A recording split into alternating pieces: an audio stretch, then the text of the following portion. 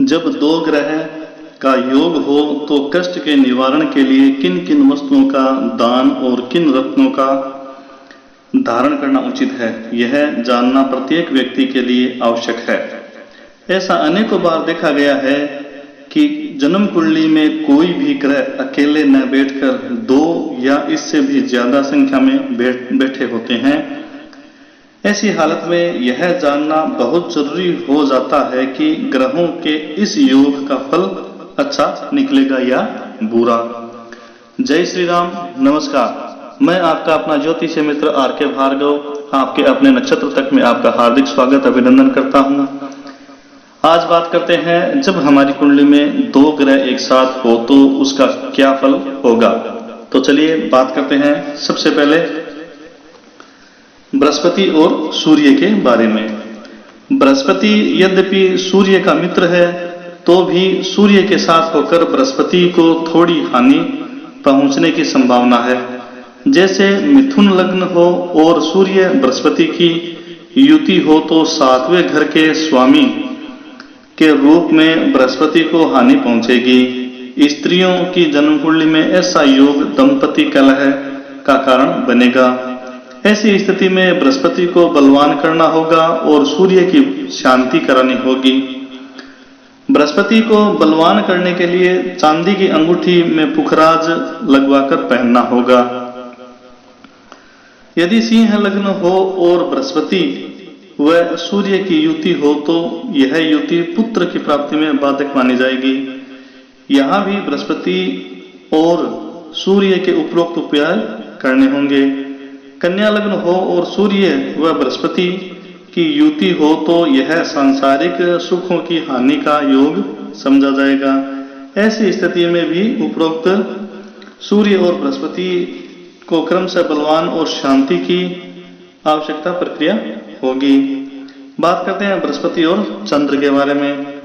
यदि चंद्रमा शुभ भाव का स्वामी होता, वह पक्ष बल में बली हो अर्थात सूर्य से 72 अंश से अधिक दूरी पर हो और बृहस्पति भी शुभ धन द्योतक घरों का स्वामी होता हुआ, जैसे मेष लग्न में 9वें घर का स्वामी या कुंभ लग्न में 11वें या दूसरे घर का स्वामी या वृश्चिक लग्न में दूसरे घर का स्वामी 5वें घर के स्वामी चंद्र से युति करे तो यह योग जातक को असाधारण रूप से धनाढ्य बना देता है। किंतु यदि चंद्र पक्ष बल में हीन बली हो तो फिर चंद्र बृहस्पति की युति से उस घर को हानि पहुंचेगी जिस घर का बृहस्पति स्वामी है। जैसे मेष लग्न हो बृहस्पति और चंद्र दूसरे घर में वृष राशि में हो, सूर्य लग्न तीसरे घर में हो तो बृहस्पति भाग्य में हानि करेगा, राज्याधिकारियों से हानि दिलाएगा। ऐसी स्थिति में बृहस्पति को शांत करना चाहिए। बात करते हैं बृहस्पति और मंगल के बारे में। उपर्युक्त दोनों ग्रहों की युति में मंगल को लाभ और बृहस्पति को हानि पहुंचती है। अतः बृहस्पति जिस घर का स्वामी हो उसी को हानि पहुंचाती है।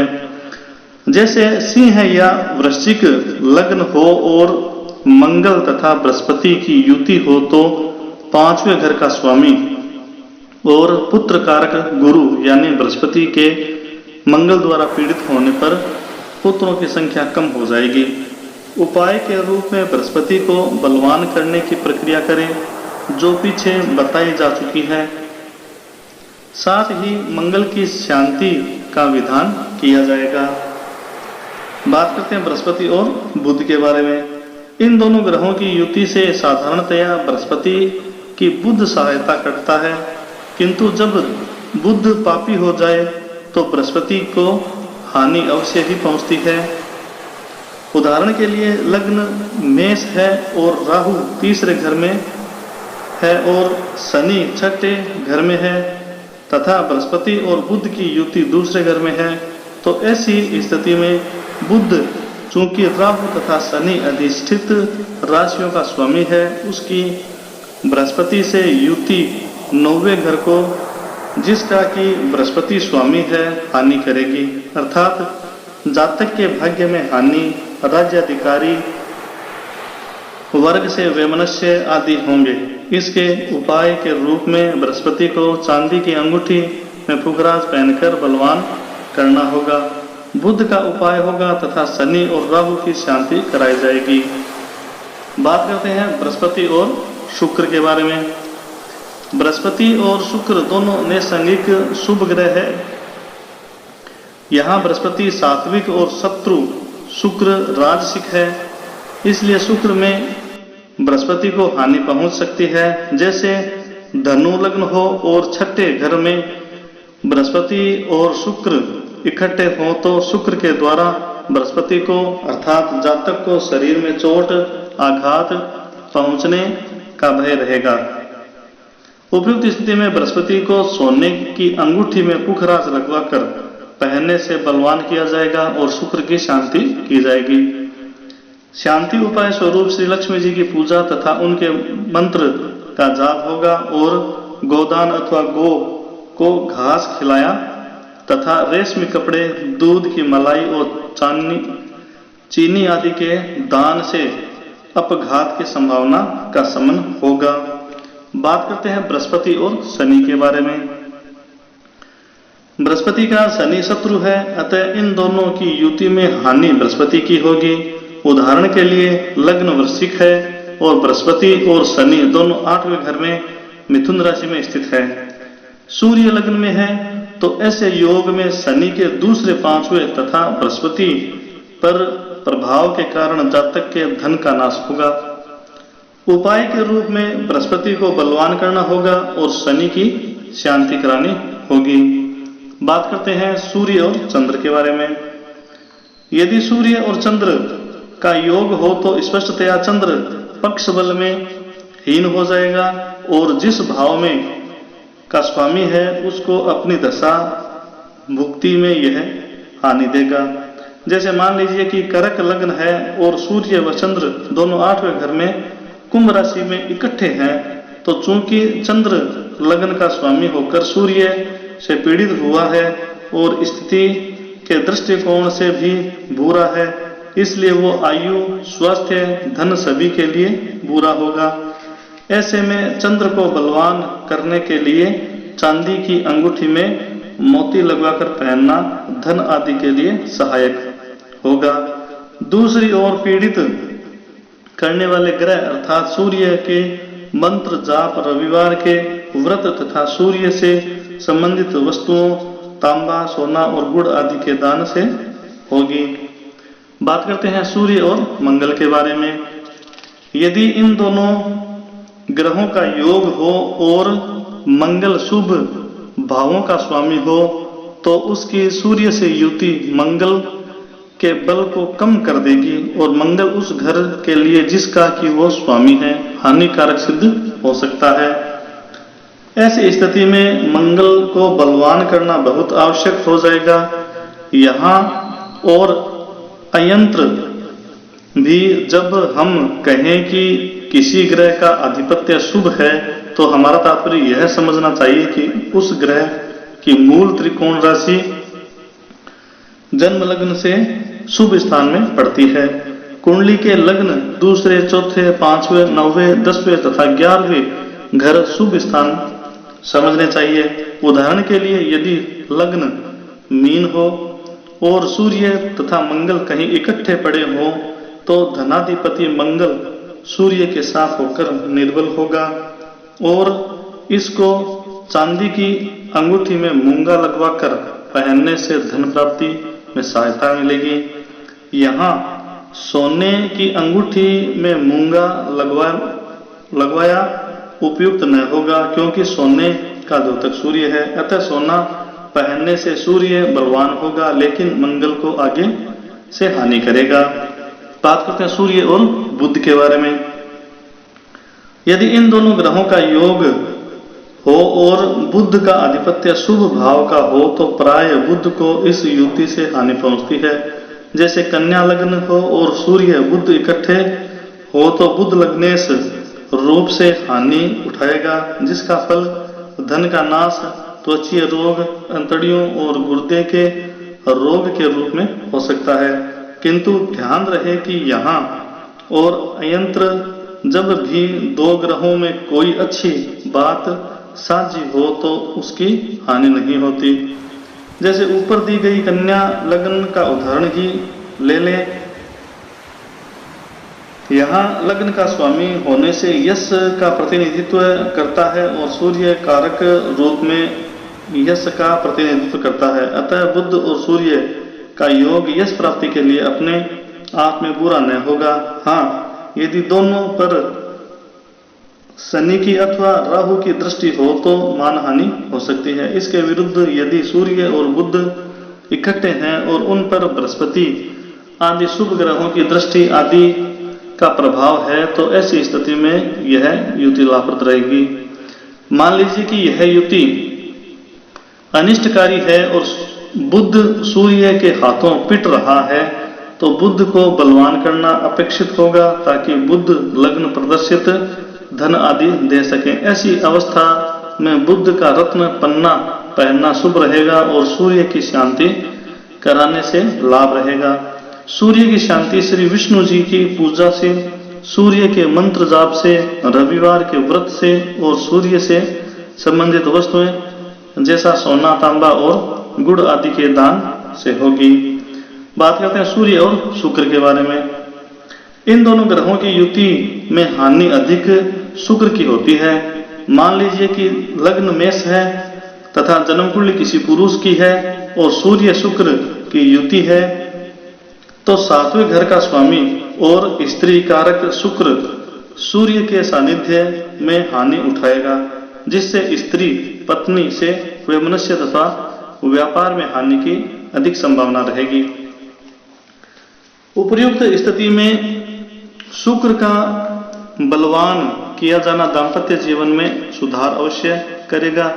शुक्र को प्लेटिनम की अंगूठी में हीरा लगवाकर पहनने से बलवान करना होगा तथा सूर्य की शांति करानी होगी। अथवा मान लीजिए लग्न कर्क है और सूर्य और शुक्र की युति है तो यह योग या युति शुक्र से पीड़ित होने के कारण वाहन प्राप्ति में बाधक बनेगी। अतः वाहन प्राप्ति के लिए भी प्लेटिनम व हीरे की अंगूठी पहननी चाहिए और सूर्य का उपाय उपरोक्त ढंग से कराया जाना चाहिए। बात करते हैं सूर्य और शनि के बारे में।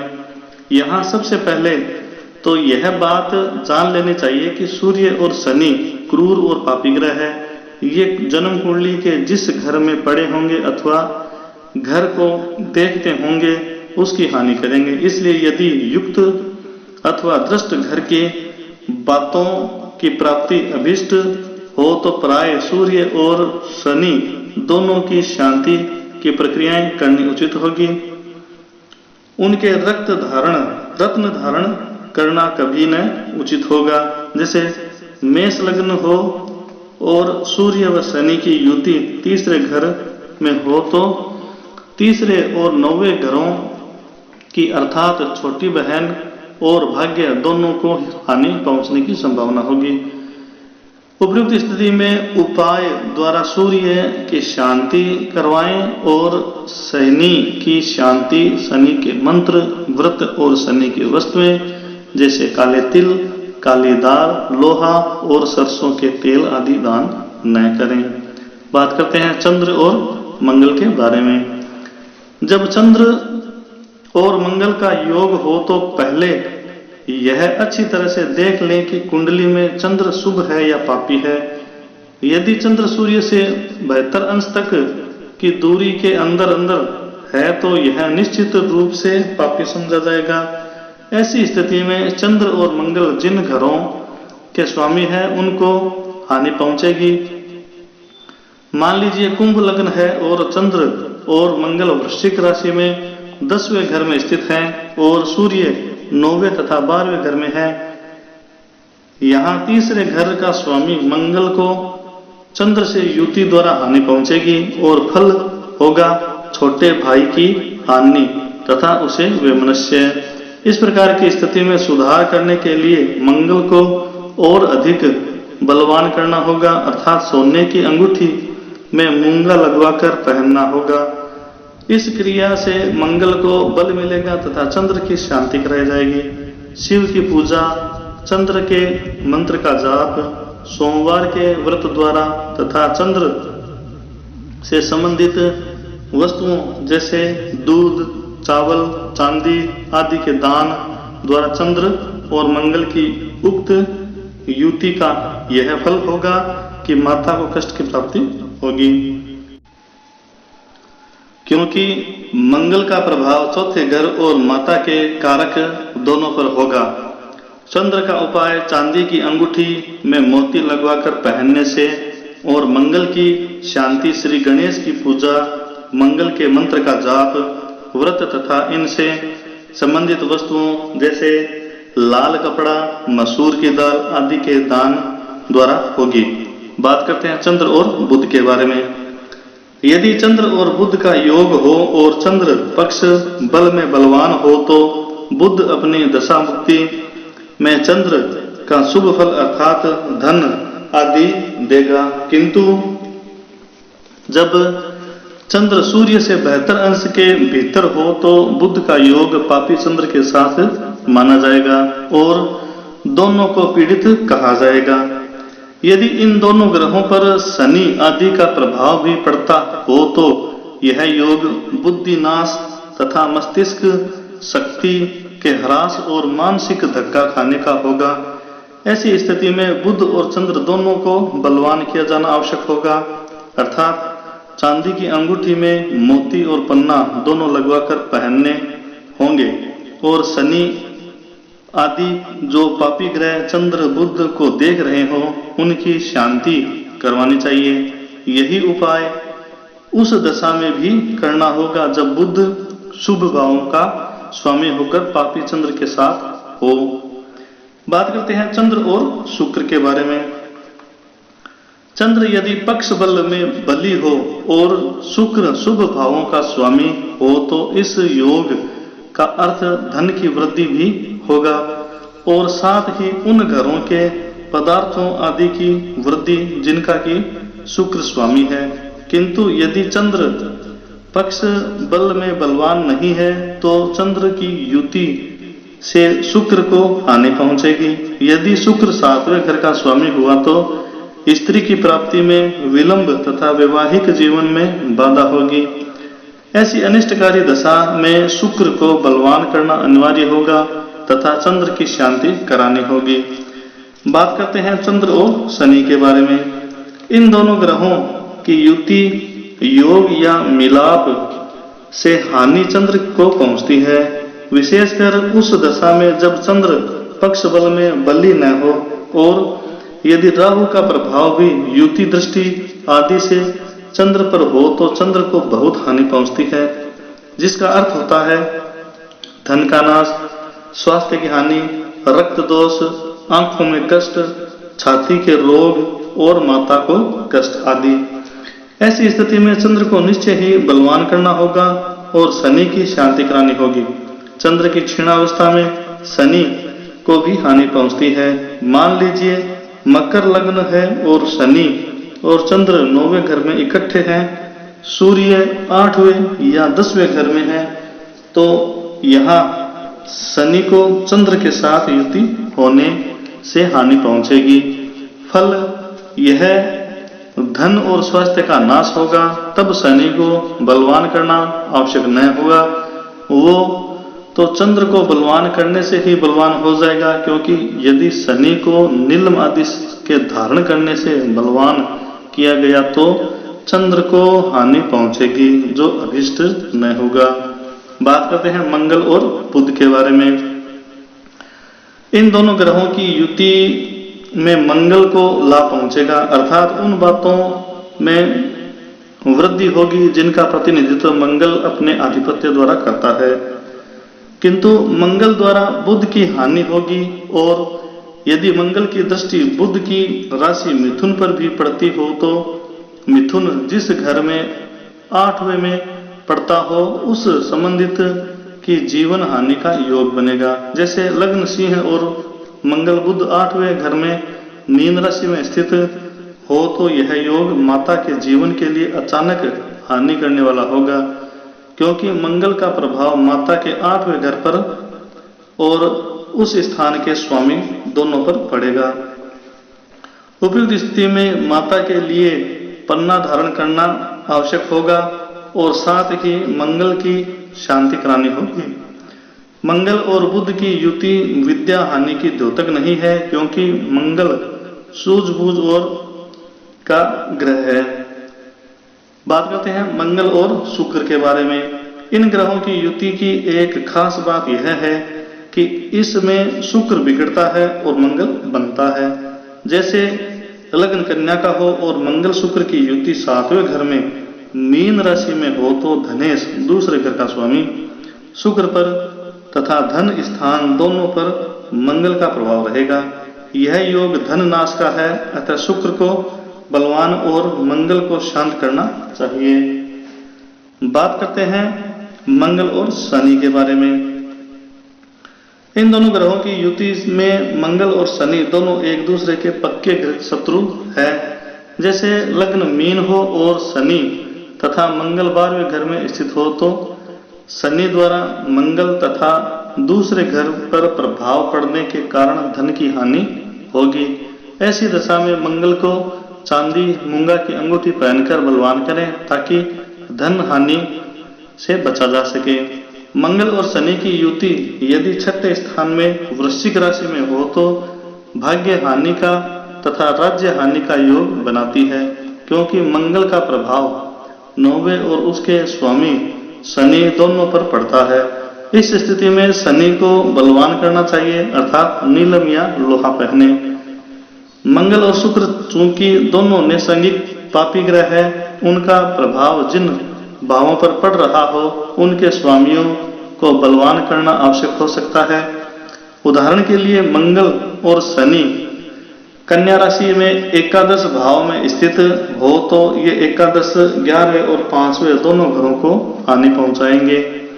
अतः 11वें घर की हानि से बचने के लिए मंगल तथा शनि की शांति के अतिरिक्त बुध को पन्ना लगी चांदी की अंगूठी पहनकर बलवान करें और पुत्र की प्राप्ति में बाधा को दूर करने के लिए पीले पुखराज को चांदी की अंगूठी में लगवाकर पहने। बात करते हैं बुध और शुक्र के बारे में। बुध शुक्र का मित्र है और दोनों की युति होने पर भी वो शुक्र की सहायता करेगा, अर्थात शुक्र जिस घर का स्वामी है उसको लाभ रहेगा।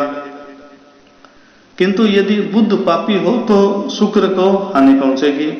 मेष लग्न हो और राहु तीसरे घर में तथा शनि 6ठे घर में हो और शुक्र 9वें घर में हो तो फिर यदि बुध और शुक्र की युति हो, जैसे 11वें घर में बुध द्वारा शुक्र को हानि पहुंचेगी। चूंकि पुरुष की कुंडली में शुक्र 7वें घर का स्वामी और स्त्री कारक है, वो राहु और शनि से प्रभावित समझा जाएगा, क्योंकि बुध राहु तथा शनि अधिष्ठित राशि का स्वामी है।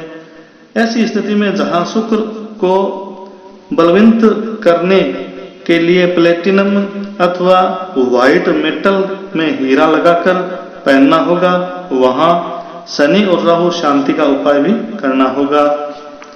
बात करते हैं बुध और शनि के बारे में। इन दोनों ग्रहों की युति में भी बुध शनि का मित्र है और असाधारणतया वो शनि की सहायता करेगा तथा शनि जिस घर का स्वामी है उसको लाभ पहुंचाएगा। किंतु यदि बुध पापी हो तो शनि को बुध द्वारा हानि पहुंच सकती है। जैसे मेष लग्न हो, केतु तीसरे घर में और मंगल 6ठे घर में हो, बुध और शनि की युति 9वें घर में हो तो चूंकि बुध केतु और मंगल अधिष्ठित राशियों के स्वामी हैं, वो मंगल और केतु रूप होकर शनि को हानि पहुंचाएगा और टांग टूटने का भय रहेगा। ऐसी स्थिति में जहां शनि को बलवान करना आवश्यक होगा, वहां मंगल और केतु की शांति भी आवश्यक होगी। बात करते हैं शुक्र और शनि के बारे में। शनि यद्यपि शुक्र का मित्र है तो भी पापी होने से शुक्र को हानि पहुंचा सकता है। उदाहरण के लिए जन्म कुंडली पुरुष की है जिसका मेष राशि में जन्म है। शुक्र और शनि 5वें घर में सिंह राशि में स्थित है। यहाँ शनि का प्रभाव 7वें घर, उसके स्वामी और उसके कारण सभी पर पड़ रहा है। यह योग विवाह में निश्चित रूप से विलंब करेगा तथा वैवाहिक जीवन में कलह उत्पन्न करेगा। उपाय के रूप में शनि की शांति और शुक्र को बलवान करना आवश्यक होगा। आज के लिए बस इतना ही। अगर हमारी मेहनत आपको पसंद आ रही है तो हमारे चैनल को लाइक, शेयर व सब्सक्राइब जरूर करें। जय श्री राम, जय श्री बालाजी, जय श्री महावीर।